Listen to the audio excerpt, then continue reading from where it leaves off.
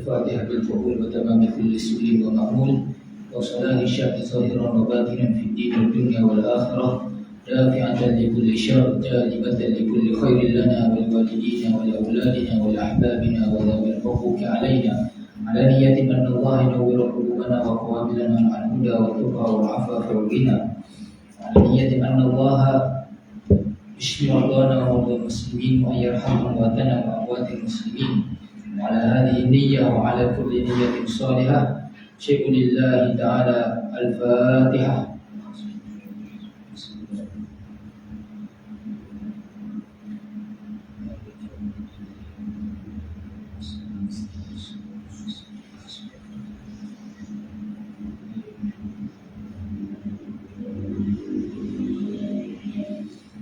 Assalamualaikum warahmatullahi ta'ala wabarakatuh. Bismillahirrahmanirrahim. Alhamdulillahi rabbil alamin. Wassalatu wassalamu ala asyrafil anbiya'i wal mursalin Sayyidina wa maulana Muhammad wa ala alihi wa sahbihi ajma'in. Subhanaka la ilma lana illa ma 'allamtana innaka antal alimul hakim. Wa la hawla wa la quwwata illa billahil aliyyil azim. Rabbi shrah li sadri wa yassir li amri wa hlul 'uqdatam min lisani yafqahu qawli.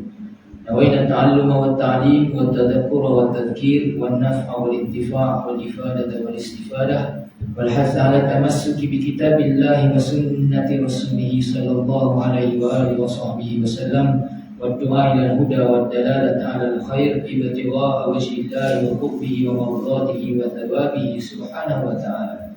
Amma ba'd. Alhamdulillah, bersyukur kehadrat Allah Subhanahu wa taala kita dapat sambung balik muzakarah kita dalam kitab Isya'ul Afrah selepas mana kita bercuti sempena Ramadan dan juga bulan Syawal. Hari ini kita masuk pada muka surat yang keempat. Muka surat yang keempat ditemu itu pada perbahasan tentang kitab.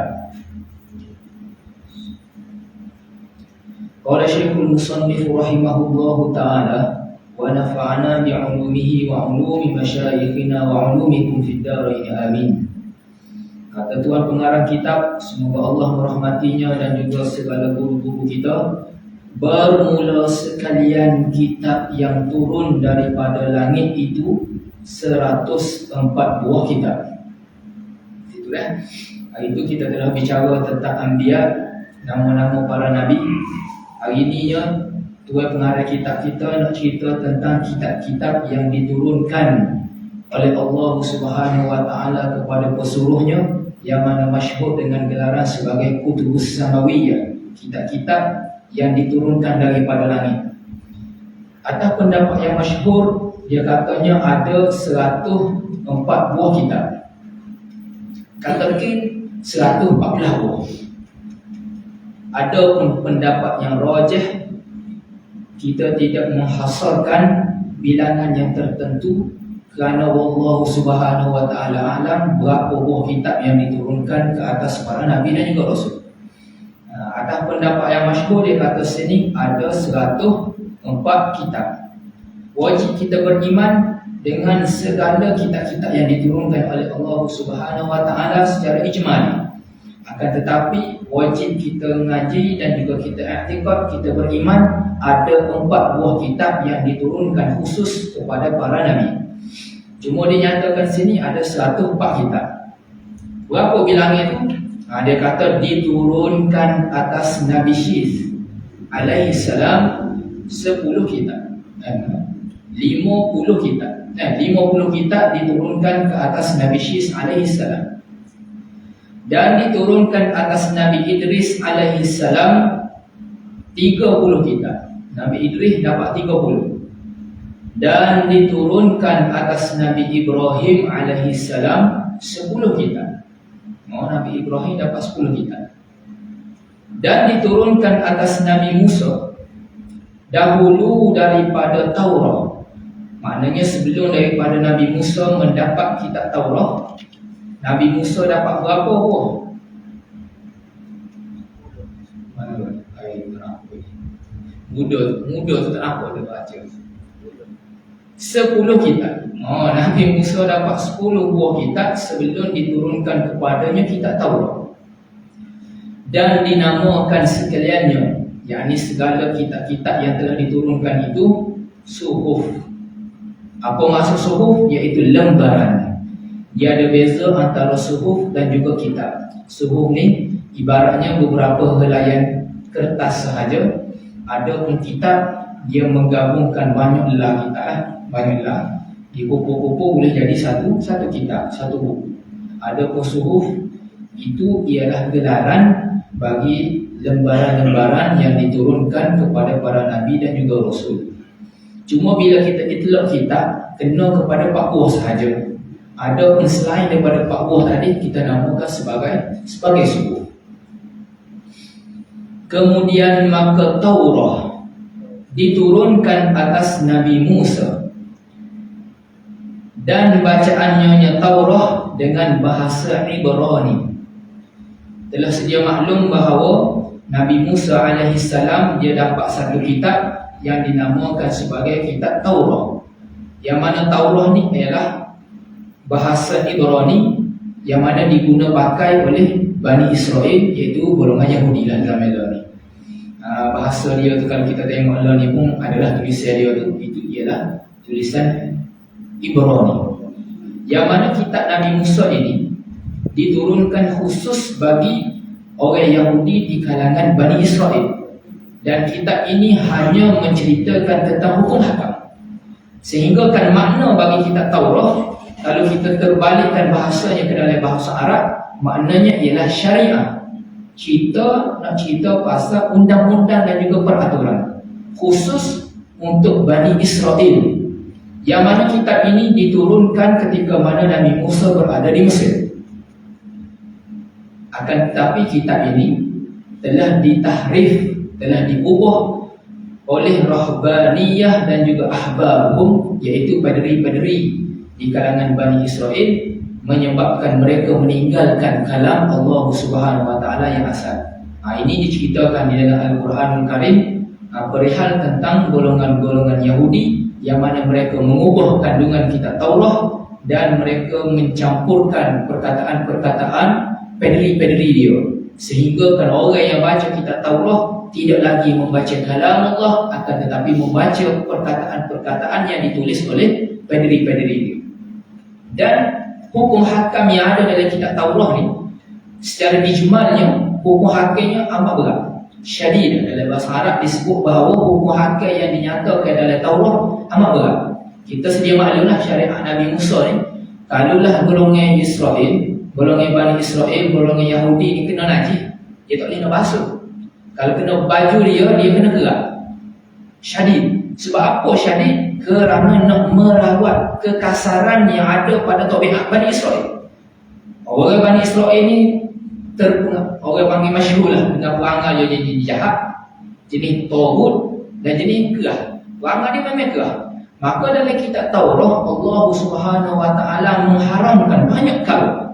Kalau kita tengok dalam kitab-kitab tafsir menceritakan bahawa Allah Subhanahu Wa Taala mengharamkan banyak perkara yang dihalalkan oleh umat sebelumnya, tetapi diharamkan kepada Bani Israel. Sebab apa? Perangai dia jahat.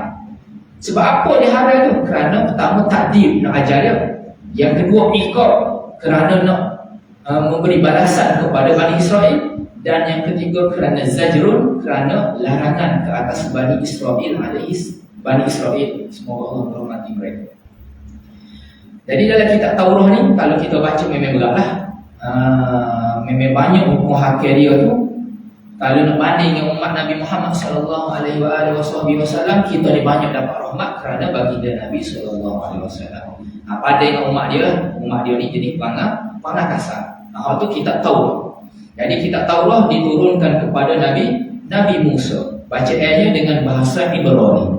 Dan diturunkan atas Nabi Isa Injil dengan bahasa Syriani.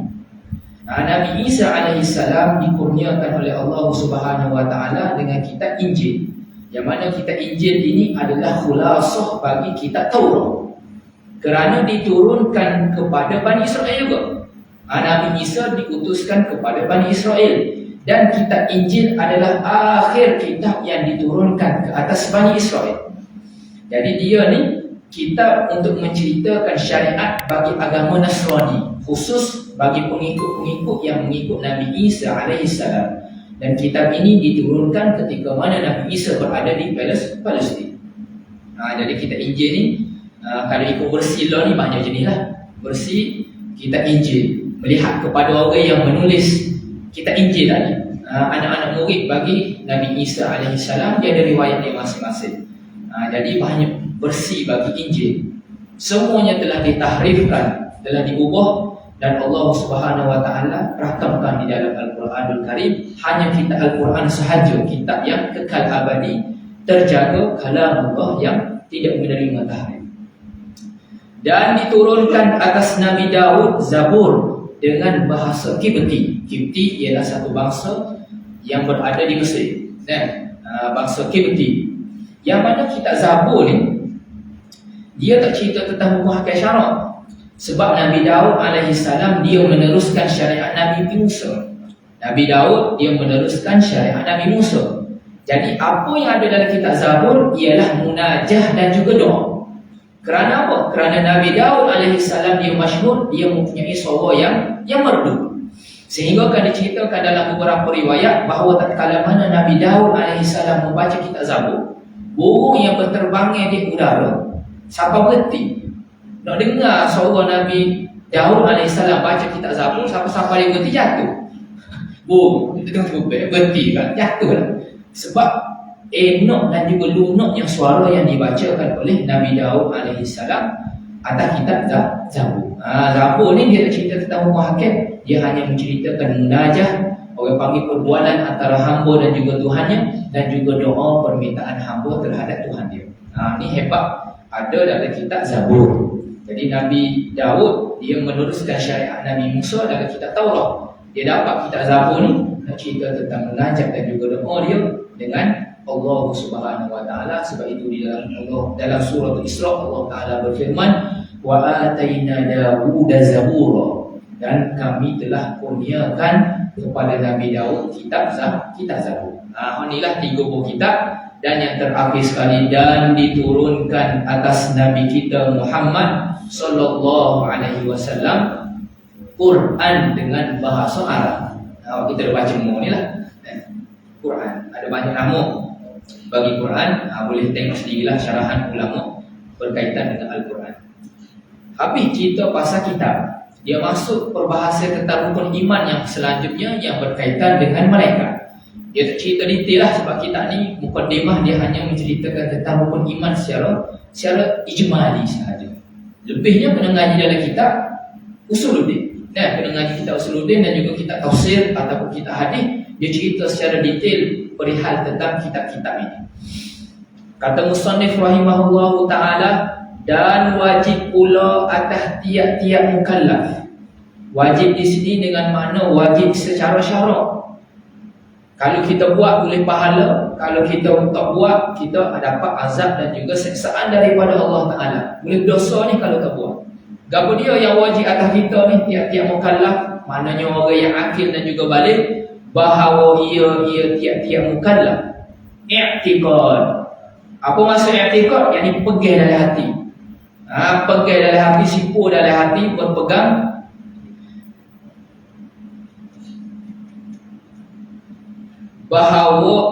bahawasanya sekalian malaikat itu daripada hamba Allah, yang dimuliakan dia hamba Allah.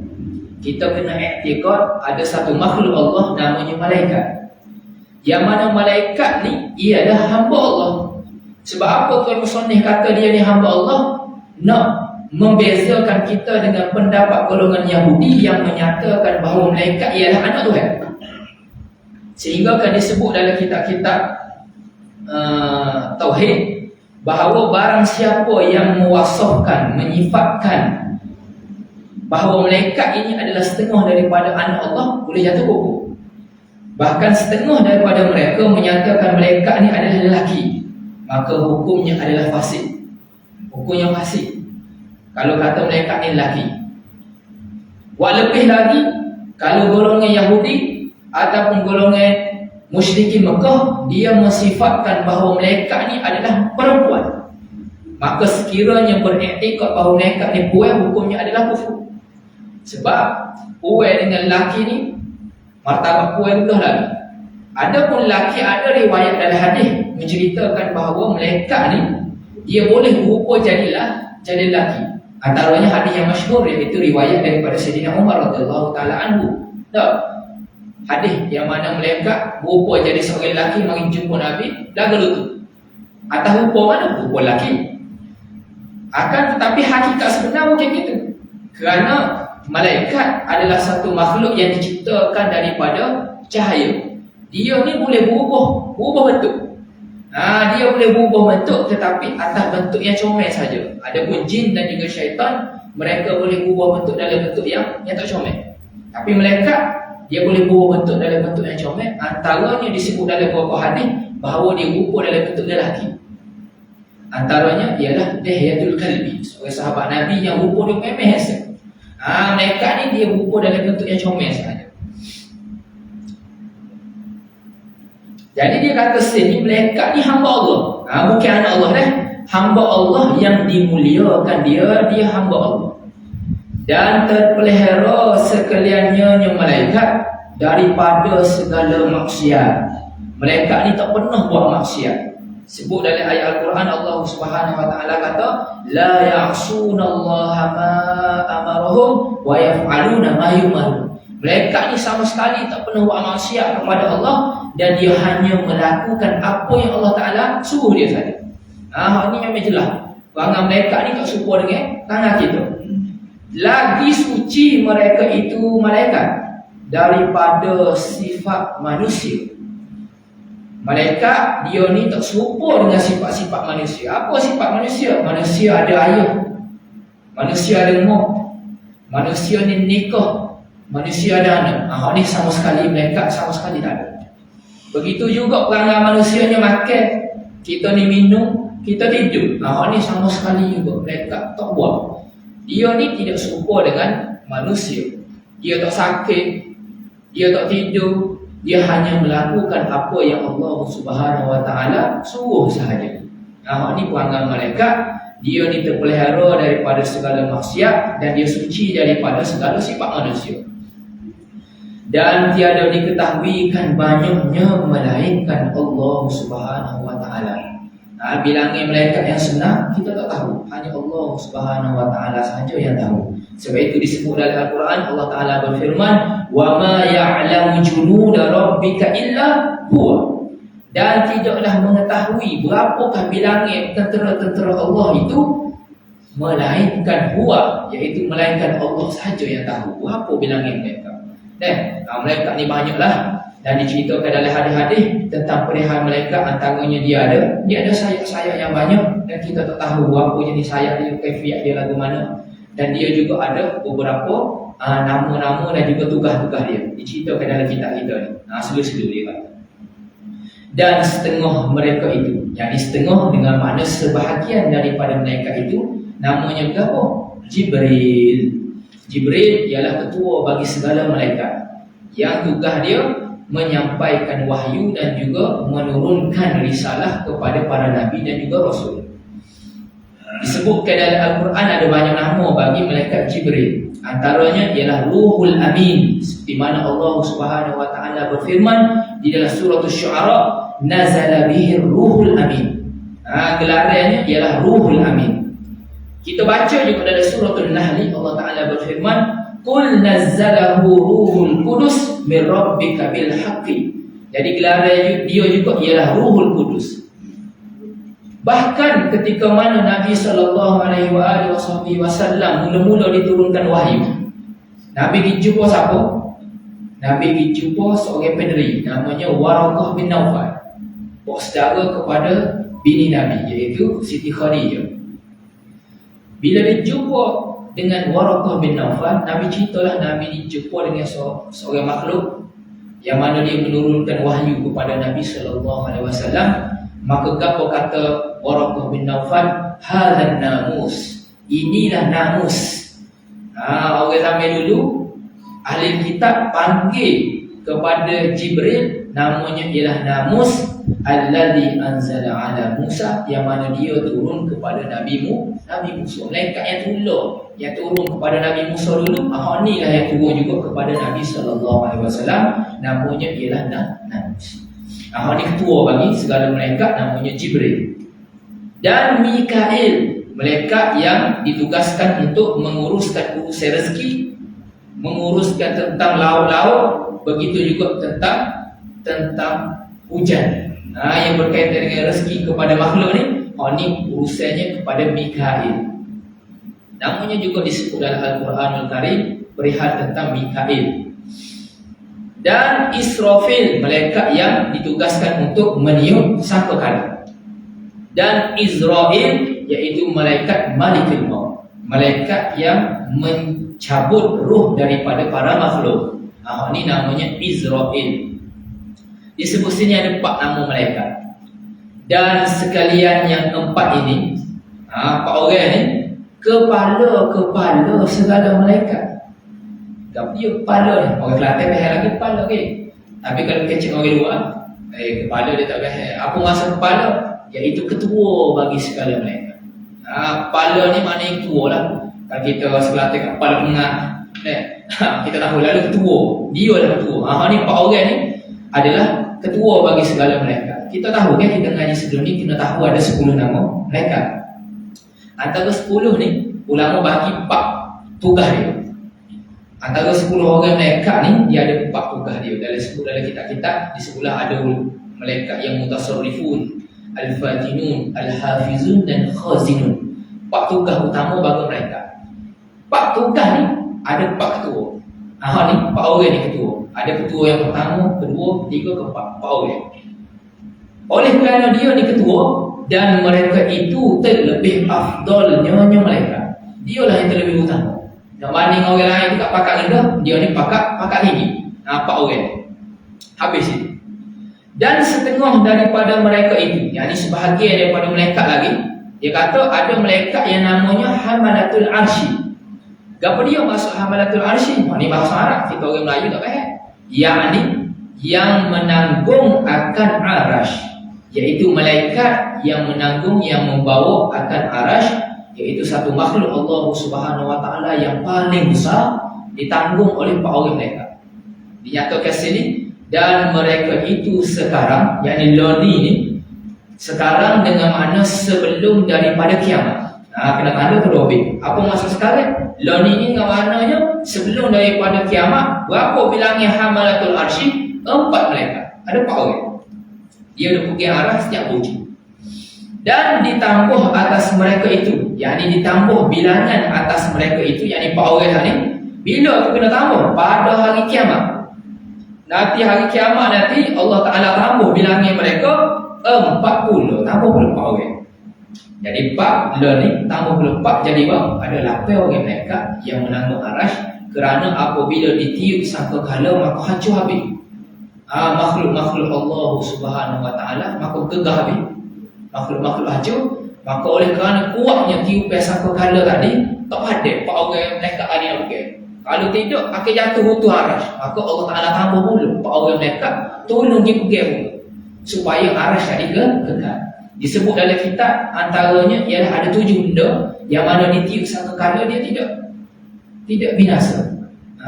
Antara lainnya ialah arash, yang keduanya kursi, yang ketiga lauh, yang keempat kolam, yang kelima syurga, yang keenam neraka, dan yang ketujuh arwah. Ni 7 perkara yang disebut dalam hadis. Ada juga riwayat yang lain tambah lagi 3 perkara. Ni biasa kita baca dalam kitab Isra dan juga Mi'raj. Ada 10 perkara yang tidak binasa tak kala mana ditiup sangkakala. Jadi oleh kerana tiupan sangkakala tadi tu kuat, maka arah tadi gegap, maka Allah Ta'ala tambah lagi 4 orang malaikat untuk pergi arash. Habis. Dan setengah mereka itu, nak cerita lagi ni malaikat, sebab malaikat ni ramai. Diceritakan beberapa malaikat yang warid dalam nas nasyara, antaranya Munkar dan Nakir. Munkar Nakir ni kata kil, kata malaikat yang berlainan. Ada yang kata malaikat yang tulah saja. Cuma pendapat yang rajih, munkar lain, nakir lain. Sebab sebut dalam suatu hadis riwayat Sunan Tirmizi bahawa baginda Nabi SAW cerita dalam satu hadis, idza kubirul mayyit, ataupun dalam riwayat yang lain, qala ahadukum, apabila dikuburkan seorang mayat ataupun salah seorang daripada kamu, atahu malakani, maka didatangilah kepadanya dua orang malaikat. Dua orang malaikat ni pula perangannya aswadani, muka dia gelap, azraqani, gelap sampai biru. Dia ada ke gelap tu, gelap tu, gelap biru, berat lagi kalau gelap. Gelap biru ni, aja tengok muka orang accident, orang kena orang, dia bukan sampai hitam saja. Kita ni muka hitam dah, gelap dulu. Tu perangai muka bagi muka dan nakir, maknanya muka yang amat-amat menakutkan. Yuqalu li ahadihima, dinamakan kepada salah seorang daripada keduanya al-munkar wal akharu nakir. Sebut dalam hadis tadi, salah seorangnya dinama sebagai munkar, seorang lagi namanya nakir. Tugas dia menyoal orang yang mati tentang urusan Allah Ta'ala, Tuhan dia, urusan agama dia, rasulnya, 5 soalan yang masyhur itulah, 5 perkara yang disoal oleh munkar dan nakir. Dan Ridwan, malaikat seorang lagi namanya Ridwan. Apa tugasnya? Yang menunggu syurga. Malaikat yang tunggu syurga namanya Ridwan. Lepas tu seorang lagi guru dia, dan Malik yang menunggu neraka. Malaikat yang pergi neraka namanya Malik. Cuma kita biasa sebut ada Zabaniyah. Kita sebut Malik Zabaniyah. Zabaniyah malaikat lain. Malik. Zabaniyah ni ada malaikat yang lain pula, dan malaikat Zabaniyah ni ramai. Disebut dalam hadis adanya namanya Zabaniyah. Ni juga adalah orang panggil anak buah bagi malaikat Malik yang menjaga pintu-pintu neraka. Habislah cerita sini pasal malaikat. Ni panjang lebar dah. Ni boleh baca, antaranya apa baca ni, antaranya kitab bagi syarah Manzumah Aqidatul Awam bagi guru kita iaitu Syekh Hisham Kamil. Dia cerita panjang tentang perkara ni, tak kala mana dia syarah bagi kitab Aqidatul Awam. Sedap baca kitab. Dia cerita sebutir-sebutir, detail. Habis kita kata pasal mereka. Dia masuk pula perihal yang lain, dinyatakan di sini, dan bahawa ia i'tiqad, wajib juga atas setiap orang mukallaf bahawa dia kena pegang dalam hati ini bahawasanya afdal segala makhluk, sekaliannya segala makhluk. Siapa dia makhluk yang paling afdal? Makhluk Allah ni, ciptaan Allah ni banyak. Ada arah, ada kursi, ada malaikat, ada jin, ada setan, ada iblis, ada manusia. Banyak. Pokok, bukit, batu, semua tu makhluk Allah. Antara makhluk-makhluk Allah yang paling ramai ni, siapa dia yang paling afdal? Dia kata sini,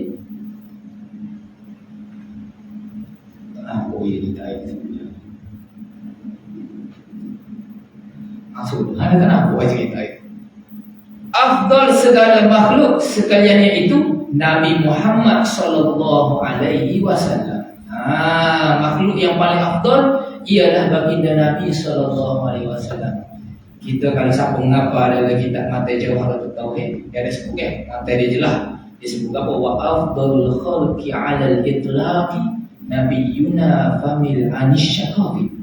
Dan seafdal makhluk secara itlaq, bila sebut je afdal makhluk, tak ada orang lain dah, kena kepada Nabi kita, Nabi Muhammad sallallahu alaihi wasallam.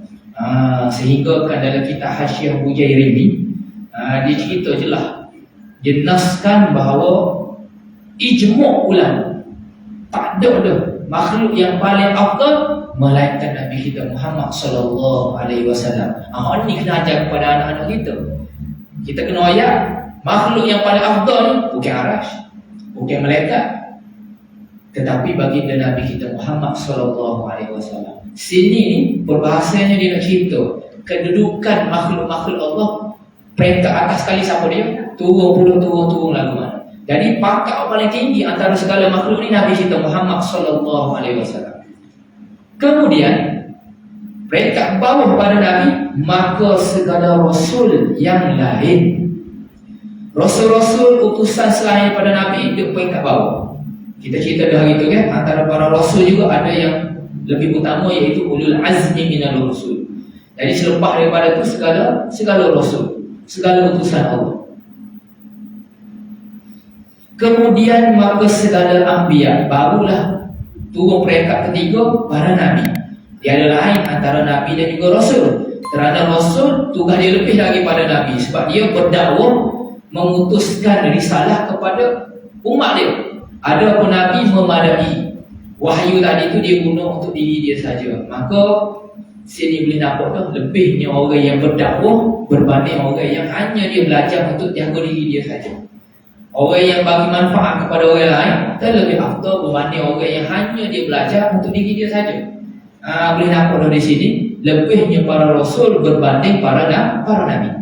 Kemudian maka malaikat salawat Allah wa salamuhu alaihim ajma'in. Segala selawat Allah dan juga salam Allah Ta'ala alaihim kepada mereka semua, kepada nabi, kepada rasul, kepada nabi-nabi, kepada rasul dan juga kepada malaikat.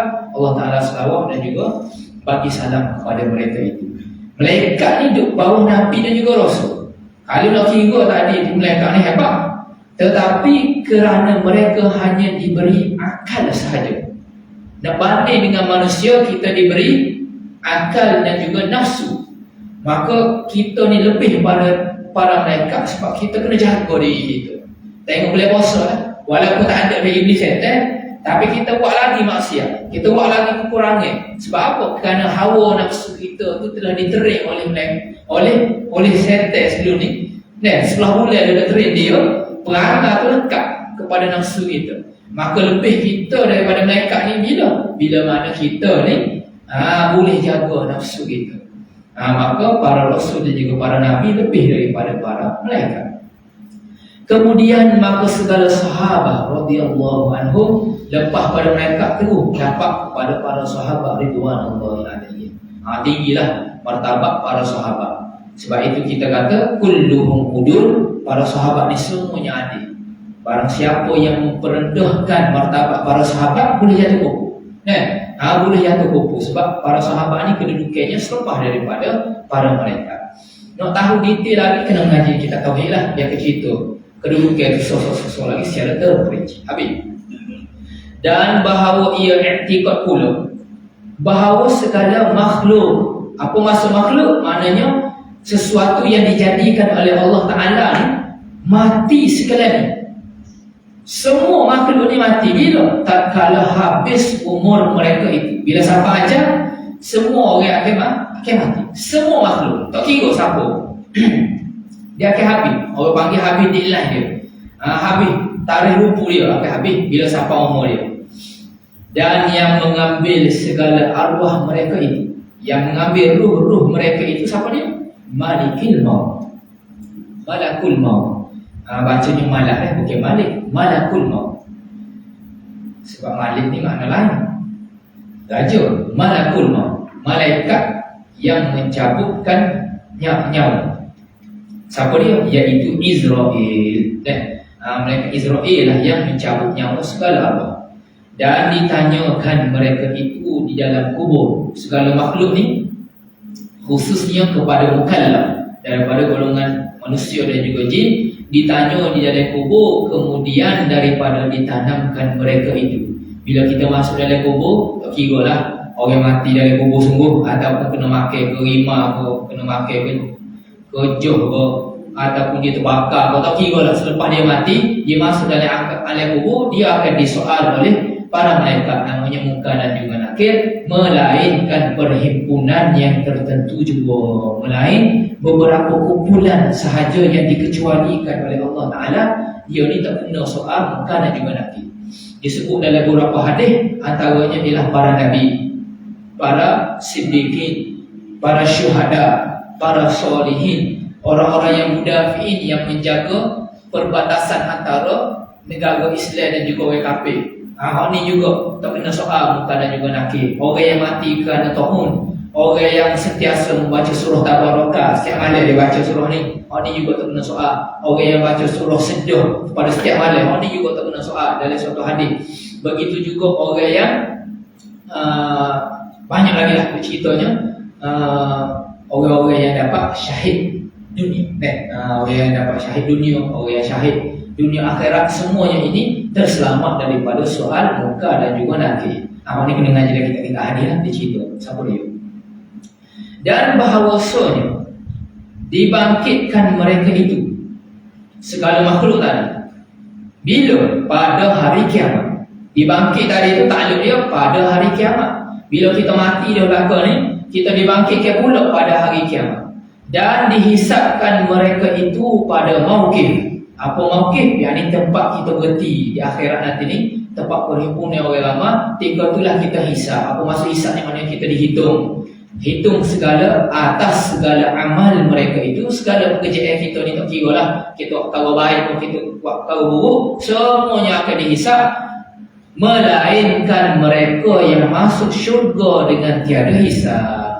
Ni ada orang ni dia dapat fast track, dia boleh masuk teguh dalam syurga. Disebut dalam hadis bahawa baginda Nabi kita sebut dalam hadisnya, antara lainnya umat Nabi Muhammad sallallahu alaihi wasallam ini, dianya disebut sab'una alfan bighairi hisabin. Yadkhulu min ummatil jannah sab'una alfan bighairi hisab. Dalam satu riwayat Nabi kata masuklah di kalangan umat aku syurga 70,000 tanpa kena hisab. 70,000 daripada kalangan umat Nabi Muhammad boleh masuk syurga tanpa hisab.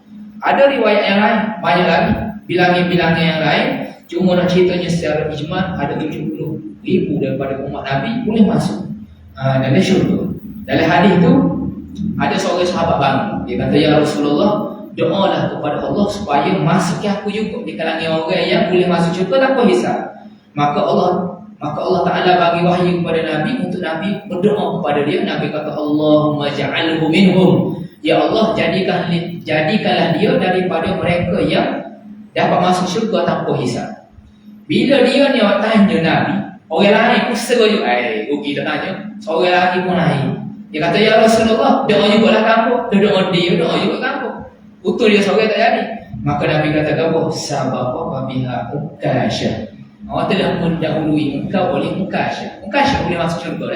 Habis dia keluar ketika ni, aku hanya boleh doa kepada Ukasyah seorang. Dia ada banyak peristiwa Nabi doa kepada para sahabat untuk masuk syurga. Dan Nabi juga isyarat orang ni boleh masuk syurga, orang ni boleh masuk syurga. Cuma bukan semua orang.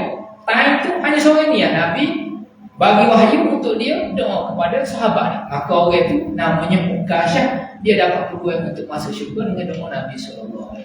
Dia Nabi doa, tak ada apa lah. Terus kira yolo gezet boleh masuk dalam syurga. Namanya Ukasyah. Ni ahli syurga tu. Dan bahawasanya dibangkitkan mereka itu, habis situ kan. Dan ditimbangkan segala amal mereka itu pada neraca. Ni ditimbang pada mizan. Tadi hisab, ni timbang dulu. Amal tadi pada neraca. Dan lalu sekalian mereka itu, yang segala makhluk tadi, atas sirat, iaitu titian. Ambo tak cerita panjang kan. Masa pun dah nak habis ni, dia lalu atas sirat. Dan bahawasanya segala orang yang mukminin minum mereka itu daripada haud Nabi kita Muhammad sallallahu alaihi wasallam. Disebut dalam hadis, setiap nabi dan rasul diberi kurniaan oleh Allah Subhanahu wa taala ada telaga masing-masing. Untuk umat dia di akhirat nanti, untuk umat dia minum daripada telaga tadi. Dan Nabi kita Muhammad sallallahu alaihi wasallam juga diberi nikmat oleh Allah Subhanahu wa taala, diberi haud, yang mana haud ni adalah setengah daripada Nahrul Kausar. Sungai Kausar yang kita baca inna a'tainakal kausar tu, dalam setengah riwayat kata haud tu adalah sebahagian daripada Kausar, yang mana siapa minum dia tidak akan rasa dahaga sama sekali. Dan air dia tu manis dia lebih daripada madu, dan putih dia lebih daripada susu. Comelnya air telaga yang diberi kepada Nabi SAW, dan bau dia tu wangi lebih daripada kasturi. Jauh lagi kita duduk, kita dah bau tu telaga Kausar baginda Nabi SAW. Ini benda yang kita namakan sebagai sam'iyat, yang kita tak boleh memikir bagainya ada ke lagu ada, melainkan kita dengar daripada baginda Nabi kita Muhammad sallallahu alaihi wasallam. Dan mendapat mereka itu segala makhluk tadi syafaatnya, syafaat Nabi kita Muhammad sallallahu alaihi wasallam pada hari kiamat. Dan sebesar-besar syafaatnya Nabi sallallahu alaihi wasallam asy-syafa'atul uzma, yaitu syafaat yang amat besar pada faslil qada, yakni ketika mana Allah Taala menjatuhkan hukuman kepada makhluknya ketika mana berada di pada mahsyar. Jadi syafaat ni banyak disebut dalam kitab ni, antara lain yang mana dia riwayatkan daripada kitab Al-Qaulul Badi' fi Sholati 'alal Habil Syafi', adanya 10 syafaat. Ada 10 syafaat yang tertentu yang beza-beza. Antara 10 syafaat ni, syafaat yang paling besar ialah ketika mana kita di pada mahsyar, ketika mana tengah panah, yang mana tak ada orang yang boleh tolong, ketika tu Nabi kita Muhammad sallallahu alaihi wasallam tolong kita. Orang yang duduk di pada mahsyar, ketika tu pakat jumpa belaka, para nabi dan juga rasul, Nabi tak tolong. Setiap orang duduk jalan kumpulan masing-masing, dicari Nabi masing-masing supaya untuk syafaat dia. Tapi Nabi SAW ada syafaatul uzma, yang mana Nabi sifat. Ada pun nabi-nabi yang lain dia guna belakang syafaatnya. Tapi Nabi kita Muhammad SAW dia sifat syafaat ni bila dia nak guna, iaitu ketika mana kita terhimpun di pada mahsyar. Jadi bila ketika tu semua makhluk ni dijumpa para nabi, semua orang panggil reject lah, kata tak berani berlaku. Semua para nabi rasa ada buat masalah, ada buat dosa masing-masing, rasa rendahnya di sisi Allah Subhanahu Wa Taala. Maka dia jumpa para nabi Adam, Nabi Musa, Nabi Isa, lah sekali dia jumpa siapa? Nabi kita Muhammad sallallahu alaihi wasallam untuk mendapat syafaatul uzma. Ketika itulah Nabi doa kepada Allah Subhanahu Wa Taala, maka siapa yang dapat syafaat uzma ni, dia untung sungguh ketika itu. Sebab ketika di pada mahsyar, amalan kita tak boleh nak bantu kita dah. Tak itu kalau kita duk berjalan nak tahan boleh kan. Slow apa terlepas-lepas lagi. Tahan gaya kan. Jam. Terlepas. Tak itulah kita dah harap ada bomba ke, ataupun ada ambulans, ataupun ada kereta raja lalu, kita nak tumpah selit ke belakang supaya kita boleh pergi sekali. Ni jadi itu ketika mana di pada mahsyar. Untuk siapa yang boleh syafaatul uzma, Allahumma ja'alna minhum. Dan bahawa ia i'tikad pula bahawasanya Nabi kita sallallahu alaihi wasallam itu Arabiyyun. Apa maksud Arabiyyun? Iaitu orang daripada bangsa Arab. Nabi ni bangsanya ialah bangsa Arab. Jangan dengarlah kata Nabi ni bangsa orang Melayu. Tu belah tu. Nabi ni bangsa Arab. Jelas disebut dalam ayat Al-Quran, Nabi ni bangsa Arab lagi Quraisyun. Dia disebutkan kepada kaum Quraisy. Sebaik-baik kaum Arab ialah kaum Quraisy.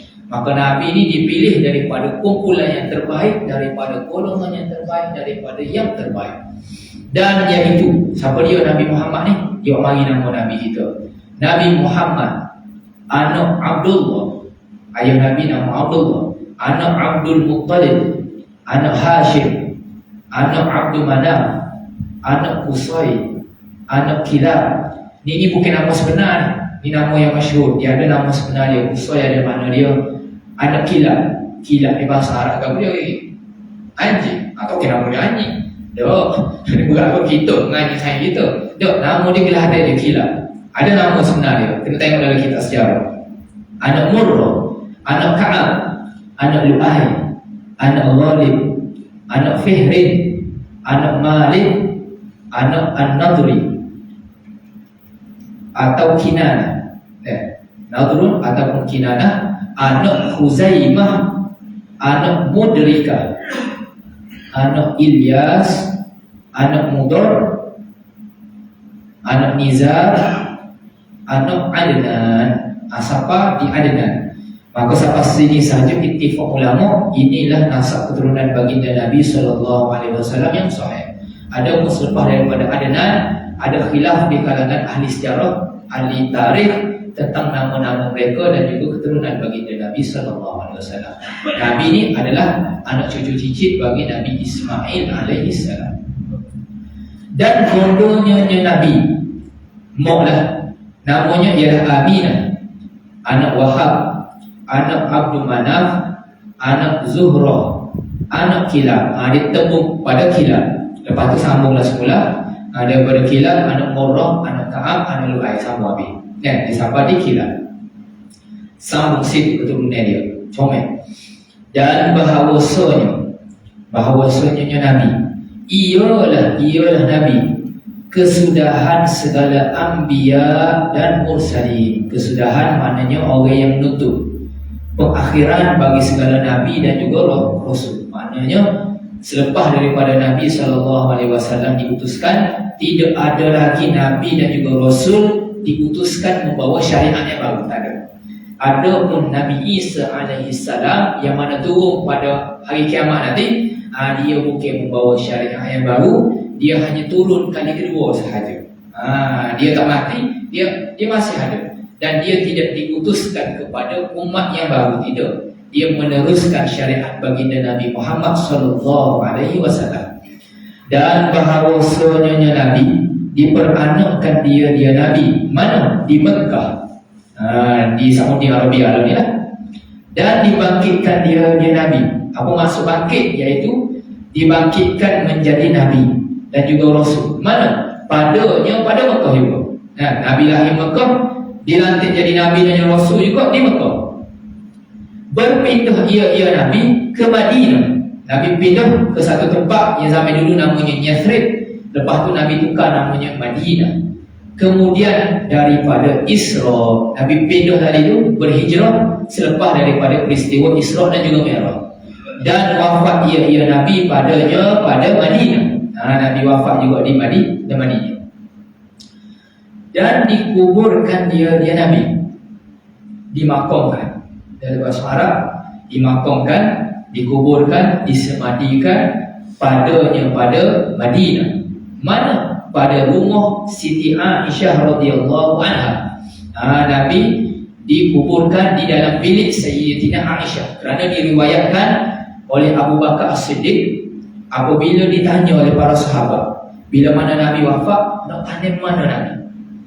Maka semua sahabat tak tahu tanya mana. Maka Abu Bakar kata, aku dengar baginda Nabi SAW pernah cerita ke aku, apabila seorang Nabi itu meninggal, maka dia disemadikan pada tempat yang dia meninggal. Maka ketika itu Nabi meninggal di bilik Sayyidatina Aisyah, maka Nabi dimakamkan di dalam bilik tadi. Lainnya, rumah Sayyidatina Aisyah telah dimasukkan ke dalam Masjid Nabawi Asy-Syarif. Dan rumah tadi ada berapa pintu? Ada berapa tempat? Ada 4 tempat. Lain telah diisi oleh 3 orang. Baginda Nabi SAW, yang keduanya Abu Bakar, yang ketiga Sayyidina Umar. Kisah majah itu kita cerita dah. Ada satu tempat lagi yang di-reserve. Siapa dia? Yang terakhir sekali boleh di situ ni. Siapa dia? Nabi Isa alaihissalam. Ada orang lain yang lebih layak untuk duduk situ. Akhir nanti Nabi Isa yang dimakamkan sekali dengan baginda Nabi SAW dalam Masjid Nabawi. Situ dah. Dan bahawasanya syariatnya Nabi menasahkan segala syariat yang terdahulu atas Nabi. Apa maksud nasah? Iaitu menghapuskan, menghilangkan segala syariat-syariat yang terdahulu. Syariat Nabi Musa, syariat Nabi Isa, syariat Nabi Ibrahim, semuanya kita tak pakai dah apabila datangnya syariat baginda Nabi SAW di dalam Al-Quran. Dan kekal syariatnya Nabi hingga hari kiamat. Ni lebih baginda Nabi yang syariat Nabi ni kekal sampai hari kiamat. Dan wajib pula atas tiap-tiap mukallaf bahawa ketahui akan segala syariat agama. Kita kena tahu syariat agama Islam. Apa maksud syariat? Iaitu undang-undang dan juga hukum hakim ada dalam agama kita ni, kena tahulah. Sebut sedikit yang berkaitan dengan diri kita, wajib kita kena tahu. Dan adalah ia syariat agama tadi cabang baginya bagi agama. Apa maksud cabang? Cabangan bagi agama, furuk bagi agama. Jadi yang berkaitan dengan hal ehwal kita ni, Kita nak semaya ada hukum hakir dia. Kita nak jual beli ada hukum hakir dia. Kita ada bini nak nikah ada hukum hakir dia. Nanti ni kita mati pula ada harta ada hukum hakir dia. Segala benda tadi tu kita kena tahu kerana semuanya mengikut landasan yang telah ditinggalkan oleh baginda Nabi kita Muhammad sallallahu alaihi wasallam. Maka bila sampai sini habislah mukadimah bagi kita ni nak cerita tentang rukun iman dan juga rukun Islam secara ijmali. Lepas ni insya-Allah pada minggu depannya jika kita maju umur musannif akan masuk pada bab yang baru nak cerita tentang larangan-larangan dan juga ancaman sekiranya seseorang itu meninggalkan sembahyang. Siapa tak sembahyang, Nabi cerita dah dalam hadis-hadis apakah ancaman yang kena kepada orang yang meninggalkan sembahyang. Insya-Allah Allah Subhanahu wa taala bagi rezeki yang melimpah ruah kepada kita, kesihatan yang berpanjangan. Allah Taala turunkan rahmat yang berkekalan kepada seluruh ahli keluarga kita. Allah Subhanahu wa taala memberkati kehidupan kita dunia dan juga akhirat. Aku qouli hadza wa astaghfirullahaladzim wa lakum. Wassalamualaikum warahmatullahi taala wabarakatuh. Bismillahirrahmanirrahim. Alhamdulillahirabbil alamin wassalatu wassalamu ala asyrofil anbiya'i wal mursalin wa ala alihi wa sahbihi ajma'in. Subhanaka la ilma lana illa ma 'allamtana innaka antal alimul hakim wa la haula wa la quwwata illa billahil aliyyil azim. Rabbana atina fid dunya hasanah wa fil akhirati hasanah wa qina adzabannar. Sallallahu ala sayyidina Muhammad wa ala alihi wa sahbihi wasallam. Walhamdulillahirabbil alamin.